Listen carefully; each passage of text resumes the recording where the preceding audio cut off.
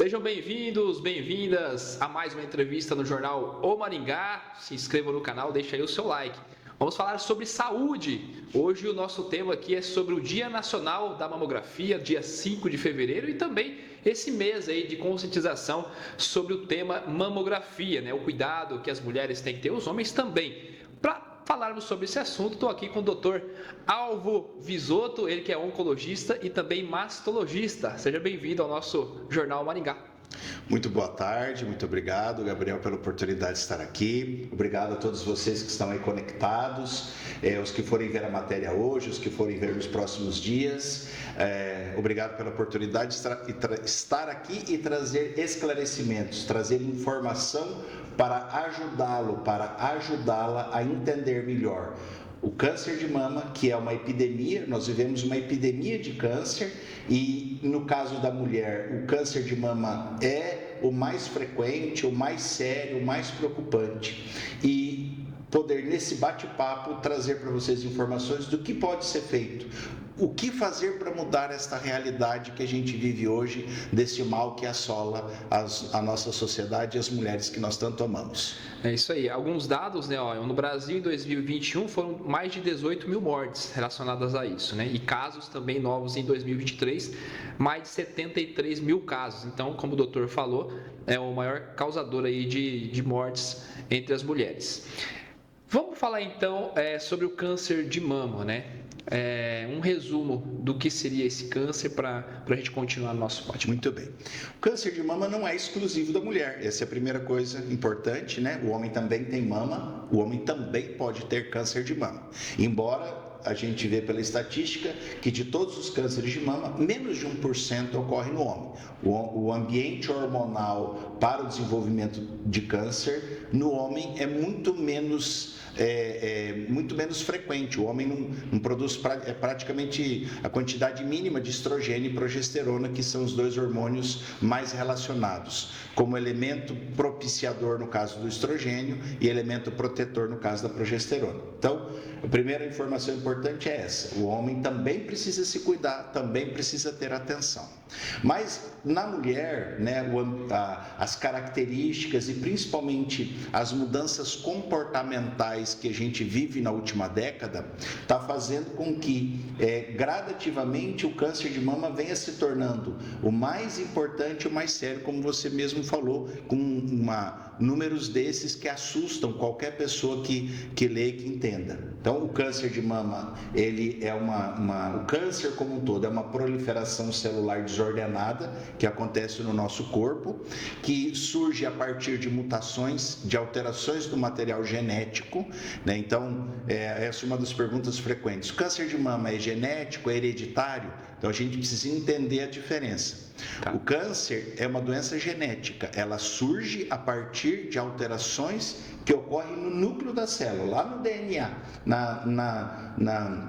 no nosso código-chave da existência humana, que está lá dentro do núcleo de todas as nossas células. Então, uma mutação gerada por um fator externo, um fator mutagênico, algo que a gente se alimenta, ou que a gente coloca para dentro do nosso corpo, leva a isso. E essa mutação vai, no caso da mama, nas células mamárias, levar a uma proliferação, que inicialmente ocorre na mama, naquele microambiente, e que, se não diagnosticado e não tratado, vai levar a um espalhamento, né? Uma disseminação da doença para outros órgãos. E isso é o fator de letalidade. Quando essa célula sai do seu local de origem e vai para o fígado, para o cérebro, para o pulmão, para os ossos, ela vai danificando as células dos outros órgãos. E isso é o que caracteriza o câncer, não só de mama, mas especialmente o câncer de mama.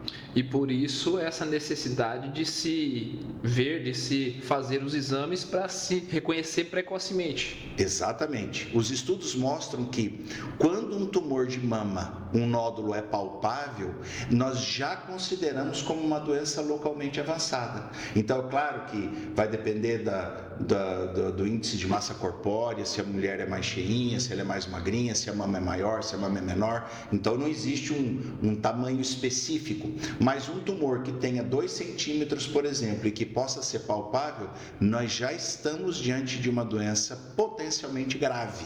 Por quê? Porque esse tumor de 2 centímetros tem centenas de milhares, milhões de células. E essa célula pode, durante esse processo de formação, sair da lesão do local original do tumor e ir para outros locais. Então, essa é a primeira palavra-chave que nós temos que deixar para o nosso telespectador, para a nossa telespectadora. O câncer de mama precisa ser diagnosticado numa fase anterior a ele ser perceptível como um nódulo. Então, por isso os exames de imagem são cruciais nesse processo, porque eles é que vão permitir que nós detectemos um tumor que ele não é palpável. A mulher não faz ideia que existam células em formação. Então, a mamografia e o ultrassom, dentro de um processo de acompanhamento médico, isso, ela é crucial para isso. Então, o que se preconiza, né? O que se recomenda? E aí, não existe um consenso. Se você for ler lá nas orientações do Ministério da Saúde, é uma coisa. Se você for no seu ginecologista, no seu mastologista, ele vai falar outra coisa. Porque os estudos para isso, e nós não vamos ter tempo hábil aqui para esmiuçar por que um estudo fala uma coisa, outro estudo fala outra, é bem complexo. Mas eu diria para você, apesar do Ministério da Saúde, baseado nas recomendações do Instituto Nacional do Câncer no Brasil, recomendar a partir dos 50 anos de idade a mamografia. A cada 2 anos, eu digo para vocês com muita tranquilidade e muita confiança, isso não é suficiente para uma boa prática. Então, a Sociedade Brasileira de Mastologia, a qual nós mastologistas, oncologistas estamos ligados, recomenda para mulheres que não têm um histórico familiar, que nós vamos falar um pouquinho sobre essa questão genética e familiar, para mulheres que não têm histórico familiar de câncer, portanto, são chamadas de risco habitual. A primeira mamografia deve ser feita entre os 35 e os 40, chama mamografia de base, e a partir dos 40 ser feito anualmente. Claro, você vai falar assim, não, mas eu fui no meu ginecologista, eu tenho 41 anos, e eu fiz a mamografia não foi adequada, porque a minha mama é densa, e eu tive que fazer ultrassom. Perfeito, essa é a linha de raciocínio. Tem mulheres que a mamografia vai ser mais adequada, tem mulheres que o ultrassom vai ser mais adequado, e tem mulheres que vão precisar fazer os dois. Mas o fato é, o primeiro exame para as mulheres de risco habitual deve ser feito em torno dos 40, entre os 35 e os 40. Tá. E a partir dos 40, uma vez por ano. Os tipos de exames, então, tem aquele também que a mulher mesmo pode fazer, esse também da consulta. Especifica um pouquinho mais sobre esses exames. O autoexame, que é a mulher palpar, ele é muito importante, né? Você vai falar assim, mas doutor, você acabou de falar, né, que quando o nódulo é perceptível, já estamos diante de uma doença grave, então por que o autoexame? O autoexame é crucial. Por quê? Porque 20% dos cânceres de mama têm um nível de agressividade maior. Nestes casos, já vi casos, inclusive, com alguma frequência, a mulher fez a mamografia no ano anterior, no ano seguinte, às vezes com 1 ano e 1 mês, 1 ano e 2 meses, ela vai fazer e já descobre um nódulo maior. A gente chama de câncer de mama de intervalo. Ele aparece entre uma mamografia e outra, porque são cânceres mais agressivos. Então, apesar da mamografia ou ultrassom serem importantes como exame de imagem para ser feito na mulher que não sente nada, o autoexame precisa ser feito. Todo mês, uma vez por mês. Se a mulher menstrua 1 ou 2 dias depois do término da menstruação, se ela não menstrua porque toma algum medicamento ou usa alguma substância para interromper e bloquear a menstruação, deve-se escolher um dia do mês. Eu sempre digo assim, não adianta palpar a mama todo dia, igual quem está fazendo regime. Se você estiver fazendo regime e for se pesar todo dia, você vai ver que está emagrecendo? Não, então não adianta palpar todo dia. Então, qual a recomendação? Uma vez por mês. Que dia? O dia que você escolher. Se menstrua, 1 ou 2 dias depois que terminar a menstruação. Palpe, deitada, em pé, no banho, cada mulher vai identificar o que é melhor. E só que isto não tira a necessidade, eu não sinto nada, então não preciso fazer mamografia. Não, são duas coisas que precisam ser feitas, uma independente da outra. Tá. Exame de imagem uma vez por ano, autoexame uma vez por mês. Isso de quando a mulher menstruar a primeira vez, isso tem que fazer parte da vida dela. Se cuidar. Esse é o ponto, isso é a chave.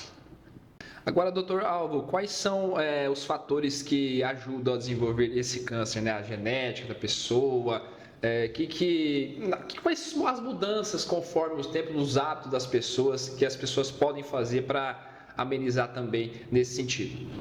Eu sempre gosto de dividir em dois conjuntos de fatores, os fatores de risco, até porque eles têm ações diferentes. Então, o primeiro grande fator é a mudança comportamental das mulheres da sociedade moderna, né? E não me entenda mal nem você, nem o telespectador que está aí do outro lado, né? A telespectadora, não há nenhuma crítica em relação à mudança comportamental, é só uma constatação. O organismo feminino foi feito para gestar ao longo dos milênios, né? A mulher veio se adaptando para ser mãe, para gestar e amamentar. Então, o grande fator protetor da mama é a gestação e a amamentação. Portanto, na medida em que a gente diminui o número de gestações, diminui a amamentação e na medida em que nós temos uma mudança comportamental na nossa sociedade, onde a mulher menstrua mais cedo e para de menstruar mais tarde, este período que ela fica sob a ação do estrogênio é o principal fator de risco.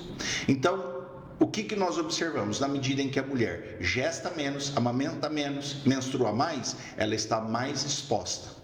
E aí você vai me dizer assim, quem está aí do outro lado, fala, mas escuta, como vai fazer? Nós vivemos num mundo moderno. E eu digo para você, está tudo certo. Então, se eu não posso intervir nestes fatores, porque a nossa sociedade nos conduz a um comportamento diferente, nós precisamos atuar no segundo grupo de fatores.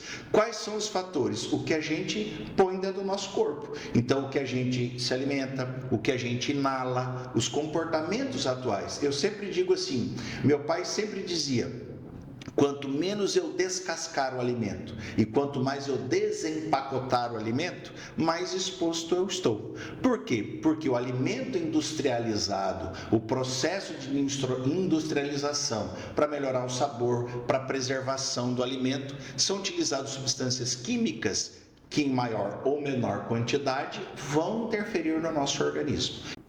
Então, a grande diferença do câncer de mama, a questão de ser genético e hereditário, que gera grande dúvida, é assim, hereditário, o conceito é transmissível de geração em geração, da avó para a filha, que é a mãe, para a neta, para a bisneta e assim sucessivamente. Então, no câncer de mama, nós temos hoje em torno de 10, 15% dos casos que são hereditários, isto é, existe uma mutação que torna esse câncer mais...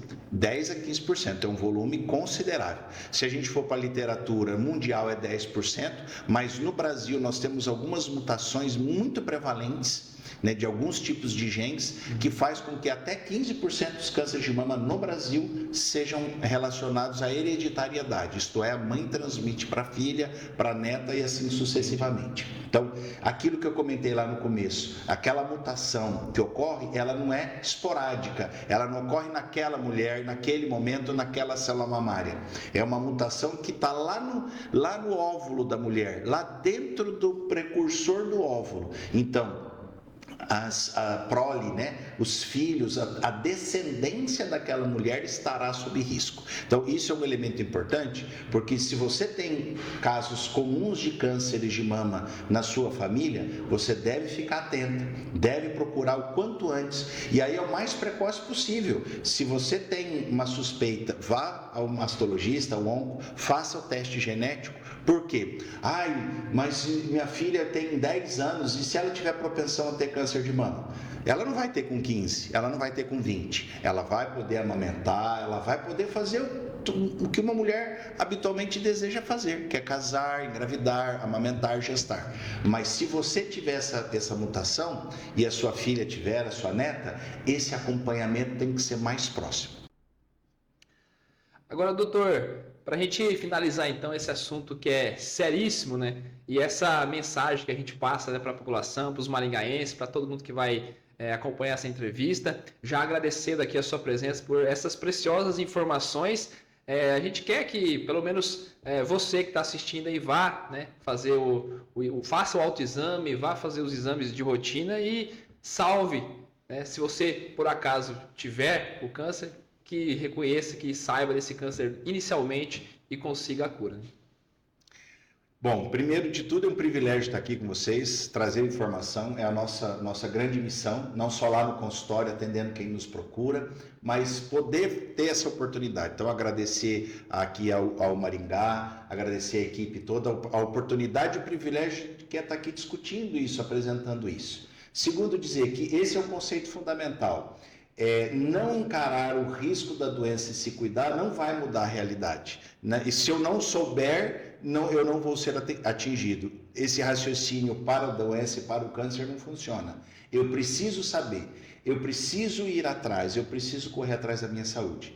E aí não pense, todos nós somos assim, nós somos engolidos pelo nosso dia a dia, pelos compromissos, trabalho, família, né? As mulheres fazem tripla jornada, eu vejo isso todo dia, as mulheres são guerreiras absolutas, elas são mães, donas de casa e trabalhadoras, nós homens temos que tirar o chapéu. Então o que nós precisamos fazer, nós que amamos as nossas mulheres, precisamos estar em cima. Você tem seu celular, não é só para o Instagram, bota no lembrete, uma vez por ano. Eu canso de ver mulheres que estão há 2 anos sem fazer o exame e tinha certeza que fazia 1 ano que não estava fazendo. Por quê? Porque a nossa rotina é absorvente. Então, precisamos ter essa consciência, precisamos tirar lá o nosso... Tirei férias do meu trabalho, legal, vamos viajar, vamos espairecer a cabeça, vamos organizar alguma coisa em casa, mas vamos botar no calendário das férias e ir no médico, fazer os exames, não só de câncer de mama, de todos os exames necessários. Porque é a única forma que a gente tem de ficar bem e viver bem. Muita gente comenta que, lógico, tem que fazer bem ao próximo, mas também fazer bem a si mesmo, né? Nós somos o próximo mais próximo de nós mesmos. E se amar, né? E Jesus fala, amar o próximo como a si mesmo. Como que você vai amar o próximo, cuidar do próximo, se você não se ama a você mesmo? Começa por aí. A gente precisa se amar e se cuidar. Agende já o seu horário, então faça o seu exame. É isso aí. Conta conosco, sempre à disposição. Jornal Maringá, serviço de Maringá e região.